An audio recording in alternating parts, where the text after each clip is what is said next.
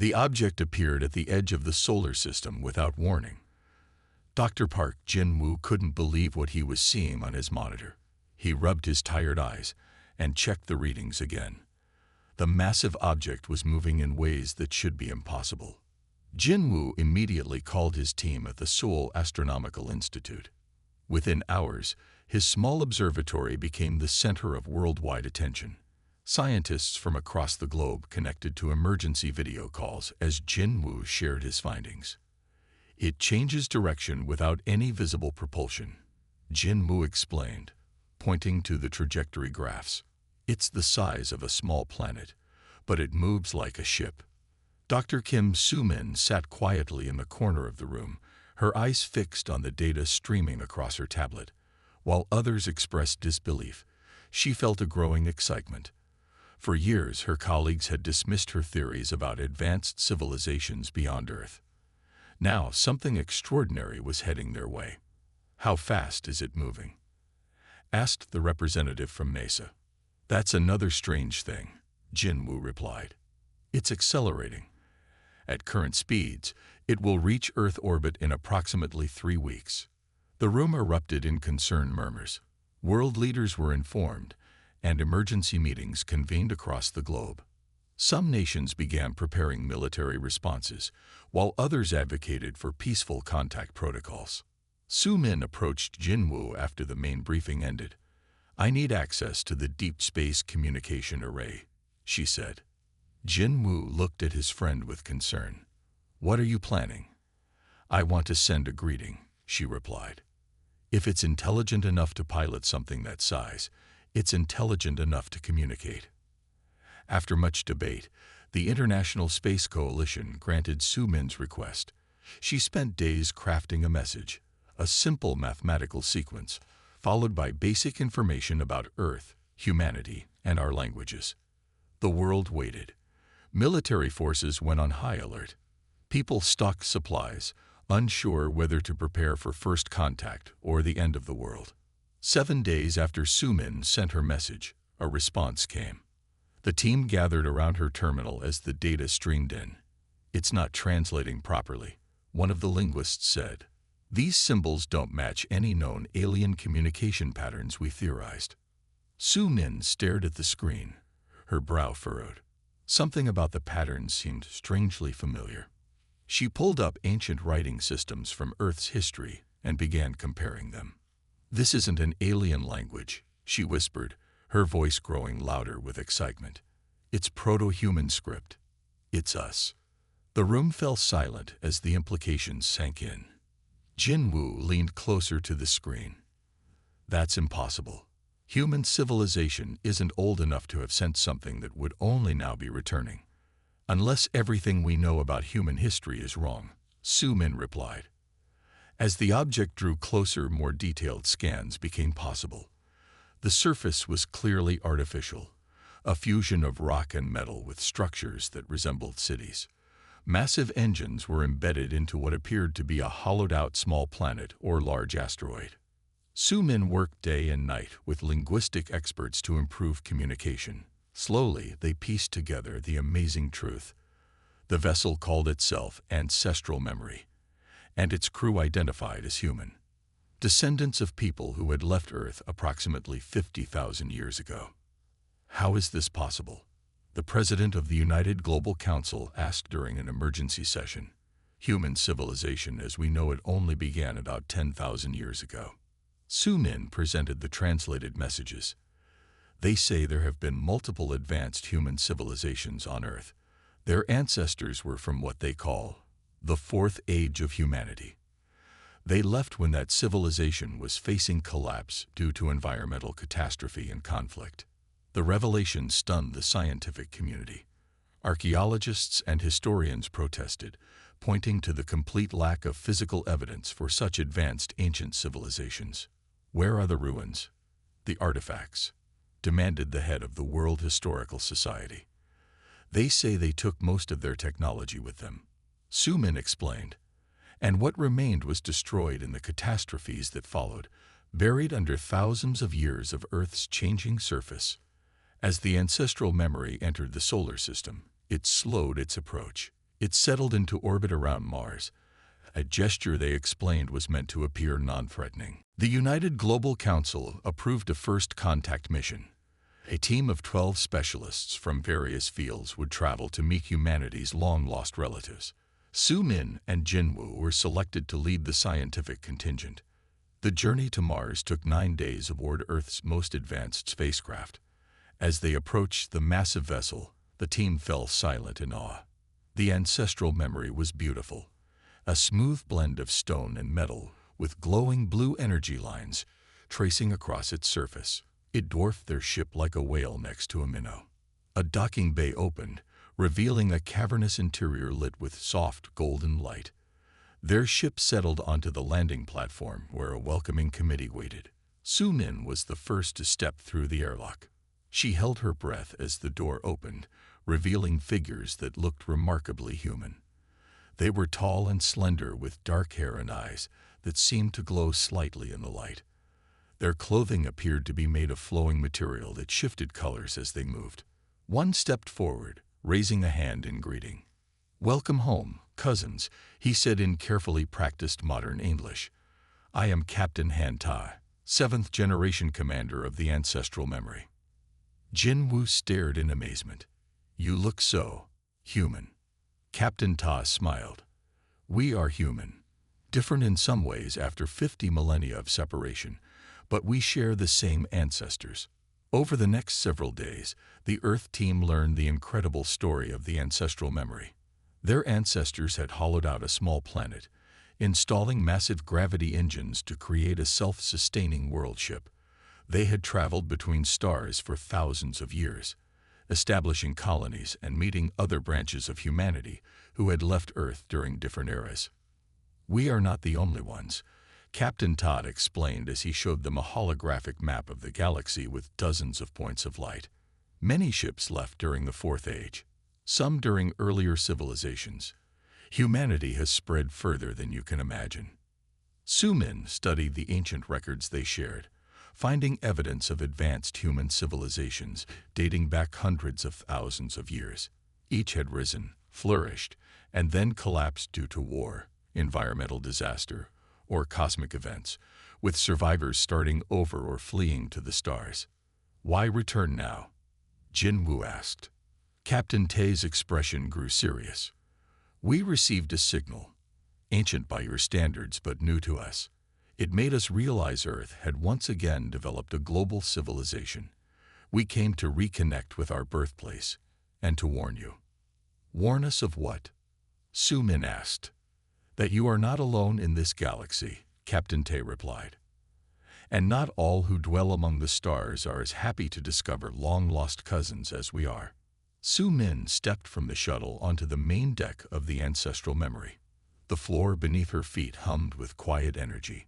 The air smelled fresh, like a forest after rain. She had expected the inside of a spaceship to feel cold and mechanical. Instead, it felt alive. Captain Lee Hyun greeted the Earth delegation with a warm smile. He was tall and lean with deep brown eyes that seemed to hold centuries of wisdom. His uniform changed colors subtly as he moved, shifting from deep blue to purple. "Welcome to our home," he said, bowing slightly. "We have waited many generations for this day." Jin Woo stared at the vast open space inside the planet ship. The ceiling arched hundreds of meters above them, with artificial sunlight streaming through what looked like real clouds. In the distance, he could see forests, lakes, and what appeared to be small villages. "This is impossible," he whispered. Captain Hyun chuckled. "Many things that seem impossible simply require patience and knowledge." He gestured for them to follow. "Let me show you who we are." They boarded a floating platform that carried them swiftly through the interior of the planet ship. Hyun explained that nearly 50,000 people lived aboard the ancestral memory, descendants of those who had left Earth long ago. "Our ancestors were not so different from you," Hyun told Su Min as they passed over a lake where children swam and played. They faced a dying world. The Fourth Age of humanity was ending in war and environmental collapse. "The Fourth Age?" Jin Woo asked. Our archaeological records only show one continuous development of human civilization. History has a way of burying its secrets, Hyun replied. Earth has seen at least 7 rises and falls of advanced human civilization. Each time, most evidence was lost to time, war, or natural disaster. The platform descended near a large structure that resembled a tree made of crystal and metal. Inside, they met Kang Jae-ho, the ship's historian.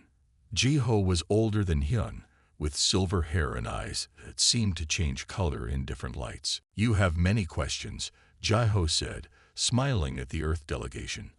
I have spent my life preserving the answers. Jae-ho led them to a circular room at the center of the structure. In the middle stood a pillar of swirling blue light. This is our central AI core, Jae-ho explained. We call it the memory. It contains our complete history and all knowledge preserved from Earth's past civilizations. The memory pulsed as if responding to his voice. Images began to appear in the air around them. Ancient cities with towers reaching to the clouds, vehicles that flew without wings, people using devices similar to modern tablets but far more advanced. These are images of Earth from over 75,000 years ago, Jae-ho said, the height of the 4th age of humanity. Su-min stepped closer to one image, showing a massive launch facility, with ships far larger than anything humans had built in modern times. Our ancestors developed the technology to hollow out small planetoids and asteroids, Jae-ho continued. They installed gravity engines and ecological systems to create self-sustaining vessels that could travel between stars. But how? Jin-woo asked. Even our most advanced physics can't explain how to manipulate gravity that way. Hyun smiled patiently. Your science is rediscovering what was once known. The unified field theory you seek was solved long ago. The memory shifted to show more images, diagrams of the gravity engines, plans for the planet ships, and maps of the stars with travel routes marked between them. The 4th age humans knew their civilization was ending, Jae-ho explained. Climate change had altered Earth beyond their ability to repair it. Resources were scarce. Wars had destroyed much of what they built, so they created the Exodus Project. The images showed massive construction sites in space where planetoids were being hollowed out and fitted with engines. 17 planet ships left Earth, Jae-ho said, each carrying between 20 and 50,000 people. They headed in different directions with different missions. Some sought new worlds to colonize. Others, like our ancestors, committed to a nomadic life among the stars. And none ever returned until now. Su-min asked. We were not the first to leave, Jae-ho said, his voice growing softer. Merely the first to return. The memory showed earlier ships, different in design, but clearly built for the same purpose. Humans have left Earth many times throughout history, during the 3rd age, over 120,000 years ago. During the 2nd age, nearly 200,000 years ago. Jin-woo shook his head in disbelief. There's no evidence of such advanced civilizations in our archaeological record. What would remain after tens of thousands of years of earthquakes, floods, volcanic eruptions, and ice ages? Jae-ho asked. Not to mention that each rising civilization often built on the ruins of the last, repurposing what they found. He waved his hand, and the memory showed a modern city with ancient foundations visible beneath newer buildings. Your Rome is built upon earlier Romes, Jae-ho said, and beneath the first Rome lie older civilizations, now forgotten. The pattern repeats across Earth's history. Captain Hyun led them to a viewing platform where they could see the curve of the interior world. People worked in fields, children played in parks, and small vehicles moved along pathways between communities. We have preserved much from the 4th age, Hyun said. Not just technology, but art, music, philosophy, and history. We have watched from afar as humanity on Earth rebuilt itself, once again reaching for the stars. Why return now? Su-min asked. After 50,000 years, why come back? Hyun's expression grew serious. We've maintained contact with several other planet ships over the millennia. 5 years ago, We received a distress signal from the Horizon Walker, one of our sister ships. Before losing contact, they warned of a non-human intelligence they encountered, one hostile to organic life. He turned to face them directly. We came to warn you, and to help, if you'll accept it. That evening, Su-min stood at a window overlooking what looked like a small town inside the planet ship. People walked along pathways lit by soft glowing orbs. Children chased each other through a park. It seemed so normal, yet so impossible. It's a lot to process, isn't it? Jai-ho said, joining her at the window. My entire understanding of human history has been turned upside down in a day, she replied. Jai-ho nodded sympathetically. Knowledge can be a burden, but it can also be salvation. He handed her a small crystal that glowed with inner light. This contains a copy of our historical archives, what we know of Earth's past ages. It's my gift to you, historian to historian. Su-min took the crystal carefully. Thank you. I don't know if Earth is ready for this knowledge. Truth finds its moment, Jai-ho said with a gentle smile. Your people once reached the stars. You will again. We are living proof that humanity's spirit cannot be extinguished, only temporarily dimmed. He pointed to the stars visible through the upper dome of the ship.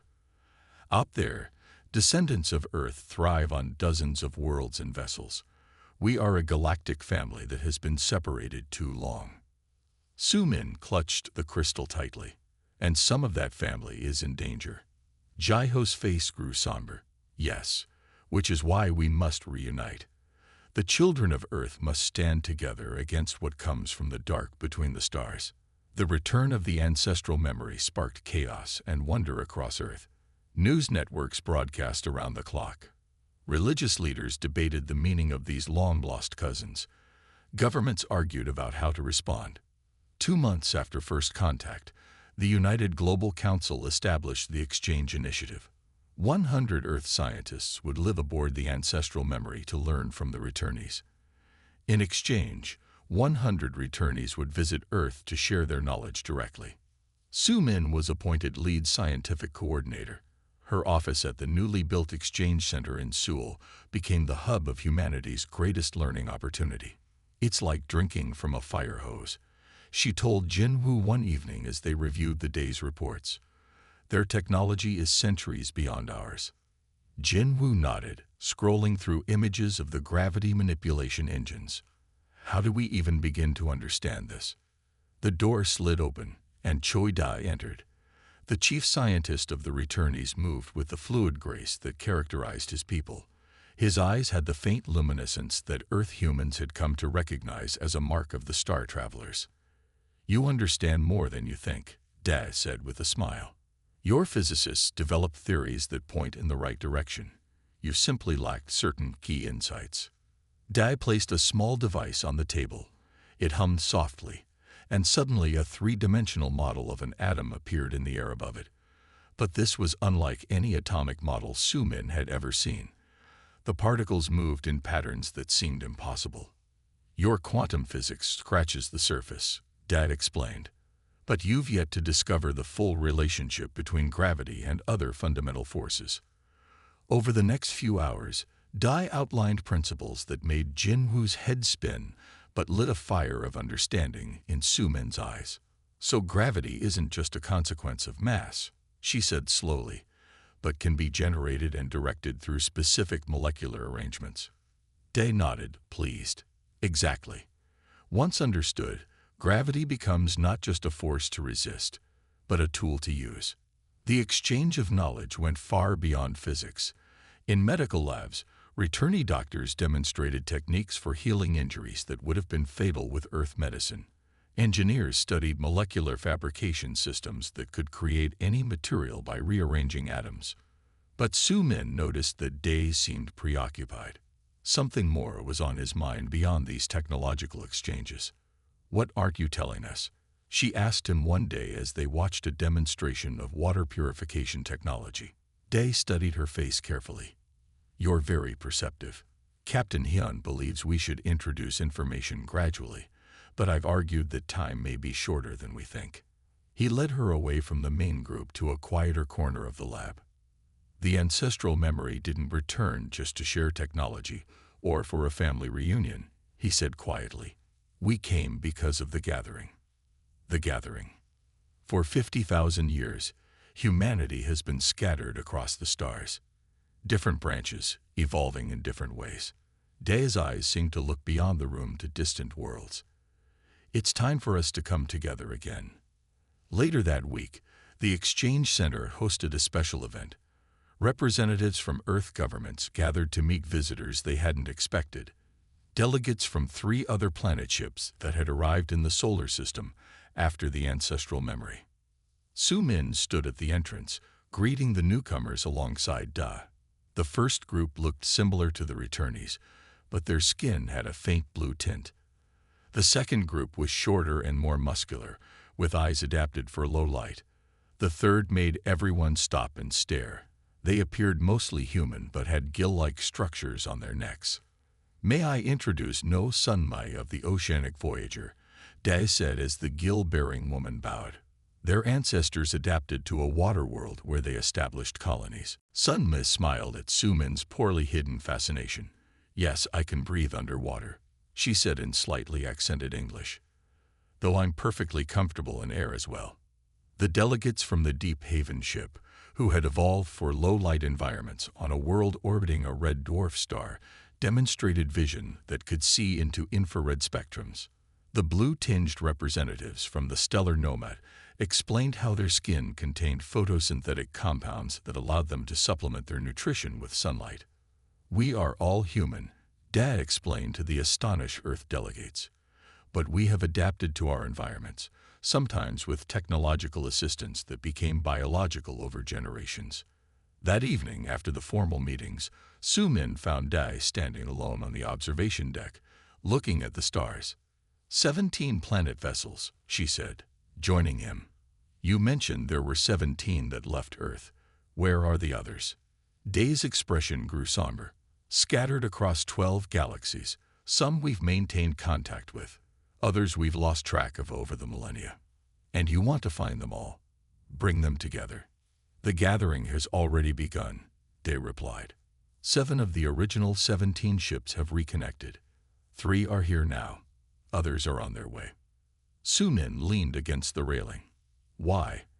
After 50,000 years of separation, why reunite now? Because we need each other. Dae turned to face her directly. Each branch of humanity developed different technologies, different abilities. The Water Brothers of the Oceanic Voyager mastered biology and genetics. The Deep Haven people developed sensors and communication systems that work across vast distances. The Stellar Nomad created energy systems that harness the power of stars. And the ancestral memory? Su-min asked. We kept the records. We remembered where we all came from and where we went. Dae pointed to the stars. No single branch of humanity has all the answers, all the technologies we need. But together, to face this threat you mentioned, the non-human intelligence. Dae nodded gravely. The Volith. They are ancient, powerful, and believe organic life is a mistake in the universe, a temporary aberration that should be corrected. Over the next several weeks, Earth scientists worked alongside specialists from all 4 planet ships. They shared their findings with Earth's leading research institutions. Advances that would have taken decades happened in days. Medical researchers incorporated genetic techniques from the Oceanic Voyager to cure diseases that had plagued humanity for centuries. Engineers applied gravity manipulation principles to revolutionize transportation. Energy experts implemented stellar nomad technology to create clean power sources. Su-min worked tirelessly, coordinating these exchanges and absorbing as much knowledge as she could. One night, exhausted but exhilarated, she found herself alone with Sunmai in the research library. Your people learn quickly, Sunmai said with approval. Faster than many of us expected. We've had good teachers, Su-min replied. But I still don't understand the full scope of what's happening.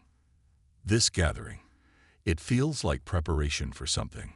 Sun's expression turned serious. It is. Dad probably hasn't told you everything yet, But time grows short. The Volith have destroyed 3 human colony worlds in the past decade. They're moving through the galaxy systematically, and they've begun to follow the trails that lead back here, to Earth, the birthplace of humanity. Why do they hate us so much? They don't hate. They simply see organic life as inefficient, unpredictable, and ultimately dangerous. Sunmi traced a finger along her gill lines thoughtfully. Perhaps they're not entirely wrong. Humans have often been their own worst enemies, but we believe in our right to exist, to grow, to change. She looked directly at Sumin. The question now is whether Earth will join the gathering, truly join it. Will you stand with your cousins from the stars when the time comes? Sumin thought about everything she had learned, everything that had changed in these few short months. I believe we will, she said finally, but we'll need to understand what we're facing. Sun Li nodded. Then it's time you saw the records from the fallen colonies. Time you understood what's coming for us all. 6 months after first contact, Earth celebrated Reunion Day. In every major city, humans gathered to watch live broadcasts from the Exchange Center, where representatives from Earth and 7 planet ships now orbited in the solar system. Each new arrival had brought more long-lost cousins, more shared knowledge, and more hope for the future. In Seoul, crowds filled the streets. Holographic displays showed the magnificent planet ships hanging in space like new moons. Children wore colorful costumes inspired by the different branches of humanity, some with blue-tinted skin paint, others with mock gills or special contact lenses that mimicked the adaptations of their starfaring relatives. Inside the Exchange Center, Sumin watched the proceedings with a mixture of pride and anxiety. The knowledge exchange had progressed faster than anyone expected. Earth scientists had begun to understand gravity manipulation. Medical researchers were developing treatments based on the genetic advances of the oceanic Voyager. Energy systems inspired by the stellar Nomad were being built on 6 continents. Yet something troubled her. The returnees seemed to be working with increasing urgency. The celebration reached its peak as Captain Hyun and the leaders of the other ships joined Earth's United Global Council president on stage. The president raised her hands for silence. Today marks a new chapter in human history, she began. No longer are we alone in the cosmos. We have found our family among the stars, and they have found us. Together, we step into a future brighter than. A loud alarm cut through her speech. Red lights flashed across the Exchange Center. Sumin saw Captain Hyun press his hand to his ear, receiving some communication. His face drained of color. He stepped forward and whispered urgently to the president, who nodded grimly. The broadcast feeds cut instantly. What's happening? Jin Woo asked, hurrying to Sumin's side as security personnel began ushering people from the main hall. Before she could answer, Day appeared. Come with me, he said. Both of you. Now. They followed him to the secure command center in the basement of the Exchange Center. Inside, captains and leaders from all 7 planet ships had gathered along with Earth's top military and government officials.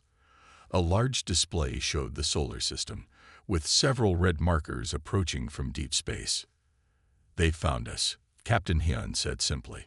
The Volith are coming. How many? Asked the Earth Defense Force commander. At least 30 vessels, replied the sensor specialist from Deep Haven. Her sensitive eyes narrowed as she studied the readings. Large ones, comparable to our planet ships in size. How long do we have? The president asked. 3 days at their current speed, Hyun replied. Perhaps 4. Tell them, Daz said suddenly. Every head turned toward him. No more secrets. No more gradual revelations. They need to know everything now. Captain Hyun nodded slowly. You're right. He faced the Earth officials squarely. Our ancestors didn't leave Earth for exploration or adventure. They fled to survive. He activated a projection showing ancient images, recordings from Earth 50,000 years ago. They showed massive crystalline ships descending from the sky. Strange angular beings moved across the landscape. Where they passed, plants withered, animals collapsed, and humans fell as though their life force had been drained away. The Volith arrived on Earth during the height of the Fourth Age. Han explained. They are a crystalline, silicon-based species that views carbon-based organic life as inefficient, unpredictable, and ultimately dangerous to the order of the universe. The images showed desperate battles. Advanced human weapons seemed barely effective against the crystalline beings. Our ancestors fought, but they were losing, Hyun continued. The Exodus Project, the creation of the planet ships, was a last desperate attempt to preserve humanity. Then how did Earth survive? Jinwoo asked. If they were here before, why didn't they destroy all life? They nearly did, Hyun replied. The final act of our ancestors was to deploy weapons that made Earth temporarily toxic even to the Volith, radiation and chemical compounds that forced the Volith to retreat. Those same weapons destroyed much of the Fourth Age civilization and forced the remaining humans to start over almost from scratch. The room fell silent as the implications sank in. The radiation signatures from our return journey must have attracted their attention, said the captain of the stellar nomad. They'd been hunting scattered human colonies for millennia. Now they've found the source, the birthplace of humanity. What do they want? Asked the president. To cleanse, Dae said simply. To remove all organic life from Earth, as they've done to 3 human colony worlds in the past decade alone. Sumin felt cold fear spread through her body. Can we fight them? The captains exchanged grim looks. We've been fighting them for 50,000 years, said the leader of the Oceanic Voyager. Separately, we lose more often than we win. Then we evacuate, said the Defense Force commander. How many people can your ships carry? All 7 of our vessels at maximum capacity. Hyun calculated quickly. Perhaps 20 million. Out of 8 billion. The president's voice was hollow. That's not an evacuation. That's a token rescue. The room erupted in desperate discussions. Military options were proposed and dismissed. Diplomatic outreach was considered, though the returnees insisted the Volith had never shown interest in communication with temporal organic aberrations, their term for all carbon-based life. Sumin stood silently, thinking about everything she had learned over the past months. She thought about the gravity engines, the technology that allowed planet ships to move through space. If they can move planets, she said suddenly, her voice cutting through the chaos, perhaps we can move Earth itself. The room fell silent. That's impossible, Jinwoo said. The planet ships are small asteroids or moons. Earth is Earth. No, wait, Dae said, turning to Sumin with growing excitement. The principles are the same, just on a different scale. We would need to install gravity engines at strategic points, said the engineering chief from the stellar nomad. Many of them. And power sources unlike anything we've built before, added the Oceanic Voyager's science officer. Could it work? The president asked, looking from face to face. Theoretically, yes, Captain Hyun said slowly. But the logistics would be impossible. Sumin challenged. More impossible than hollowing out asteroids and traveling between stars. More impossible than humans adapting to breathe water or survive radiation. A slow smile spread across Captain Hyun's face. I'm beginning to understand why our ancestors left Earth in the first place, he said. You remind me of them. Unwilling to accept defeat, always finding another way forward. He turned to the president. We would need to begin immediately. Every planet ship working together. Every resource Earth can provide. And if we succeed, the president asked. We take Earth out of harm's way, Sumin said. We make humanity's birthplace its greatest ship. The room buzzed with new energy as minds grappled with the audacity of the plan. Engineers immediately began calculating requirements. Communication officers prepared announcements to rally Earth's population for the greatest engineering challenge in human history. As the meeting broke into focused working groups, Dad pulled Sumin aside. You understand what this means? He asked quietly. If we succeed, Earth will never be the same.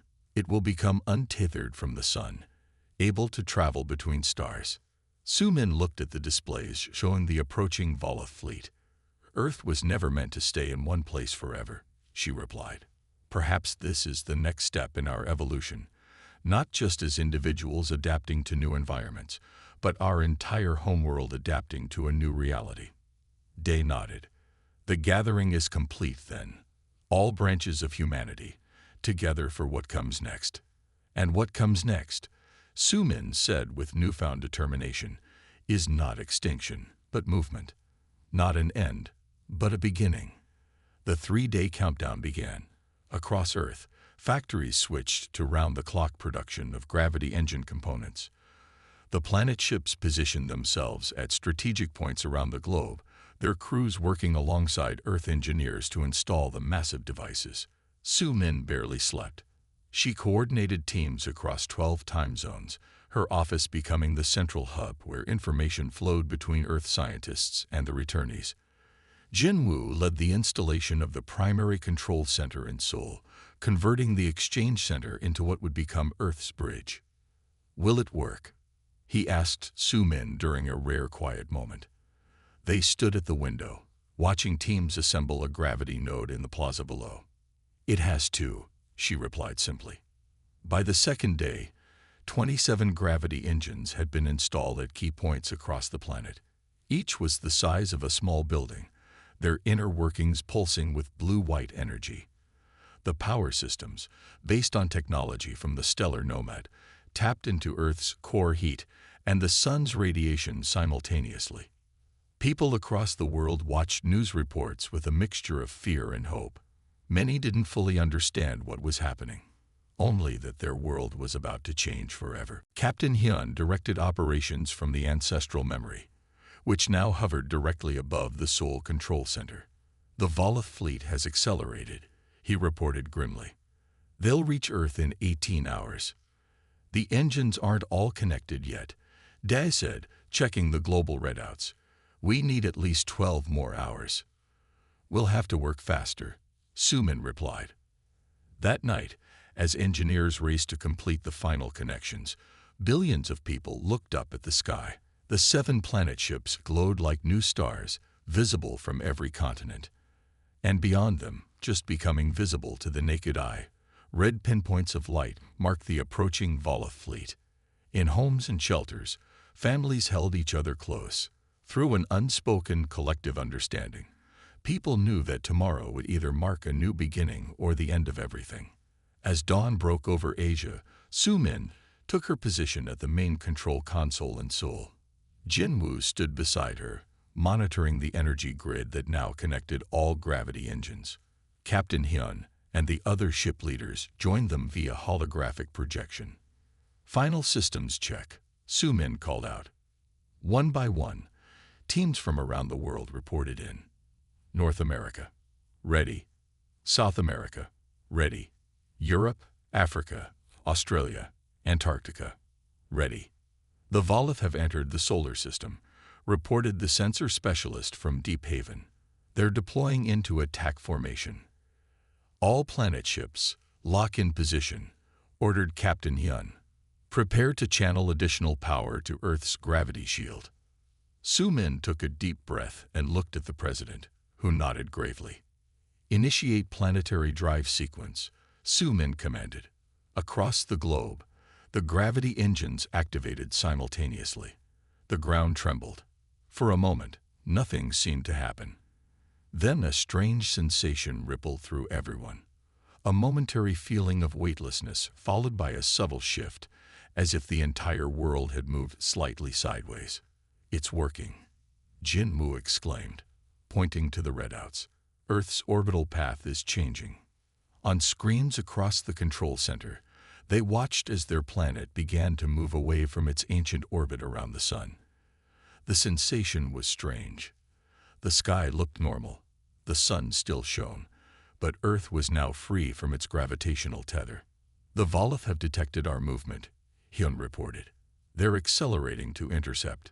The planet ships moved into defensive positions, their weapon systems activating for the first time since arriving at Earth. Energy beams lanced out from the stellar nomad, striking the lead Volith vessel. Gravity engines at full power, Dag called out. Jump calculations complete. All planet ships prepare to follow Earth's jump, Hyun ordered. We make our stand together. Su-min placed her hand on the final activation control. For humanity, she said quietly, and pressed it down. A blinding flash of light engulfed the control center. The entire planet seemed to stretch and distort for one impossible moment. Stars streaked across view screens. Then darkness, followed by a new starfield appearing around them. Jump complete, Jin-Woo said in awe. We moved the entire planet. Cheers erupted across the control center. Similar celebrations began around the world as people realized they had escaped destruction. Where are we? The president asked. Day checked the stellar navigation system, approximately 8 light-years from our original position, near the Tav CD system, and the Volith. Left behind, Hyun confirmed, though they will eventually track us. Then we better be ready when they do, Su-min said. 5 years passed. Earth settled into orbit around Tav CD, its gravity engines now permanently integrated into the planet's infrastructure. The initial emergency jump had been just the beginning. Earth had become the flagship of humanity's fleet. 6 more planet ships had found their way to the new human homeworld, bringing more branches of the human family together. With each reunion came new knowledge, new adaptations, new technologies. Admiral Kim Su-min stood on the bridge of the Humanity's Hope, a Jupiter-sized command vessel constructed in orbit around Earth. It dwarfed even the original planet ships, representing the combined knowledge and resources of 17 branches of humanity. Fleet status report, she ordered. Jin-Woo, now Commander Park, brought up the tactical display. All vessels in formation, Admiral. The Earth Division is in position. The Stellar, Oceanic, and Deep Haven divisions are at ready status. Su-min nodded, looking at the massive fleet gathered around her command ship. 200 planet vessels of various sizes, crewed by humans from across 17 different evolutionary branches, united for the first time in 50,000 years. The long-range scouts have confirmed the Volith are gathering at these coordinates, Captain Hyun reported, indicating a star system 30 light-years away. They've assembled their largest fleet ever recorded, nearly 300 ships. They must realize what we've become, Da, now her chief science officer, observed. Good, Su-min said. It's time they understood that humanity will no longer hide or run. She walked to the front of the bridge, looking out at the assembled fleet. Earth glowed in the distance, its surface now marked by the blue-white energy lines of its gravity drive system. For 50,000 years, our ancestors scattered among the stars, she said to her crew. They adapted, they evolved, they survived. But they never stopped being human. And now we bring all that we have become back together. She turned to Hyun. Send the signal. All ships prepare for jump. The fleet acknowledgements came in one by one. Su-min felt a swell of pride as she gave the final order. Humanity has hidden long enough. Set course for the Volith gathering point. This time, we bring the fight to them. As the massive engines powered up around her, Su-min thought about the incredible journey that had brought them to this moment. From a primitive species on a single planet to a galactic force spread across the stars, then reunited in their greatest hour of need. The stars outside began to stretch as the jump sequence initiated. Humanity's fleet, led by Earth itself, now the greatest starship ever created, leaped toward their ancient enemy. The age of running was over. The age of humanity had begun. The end.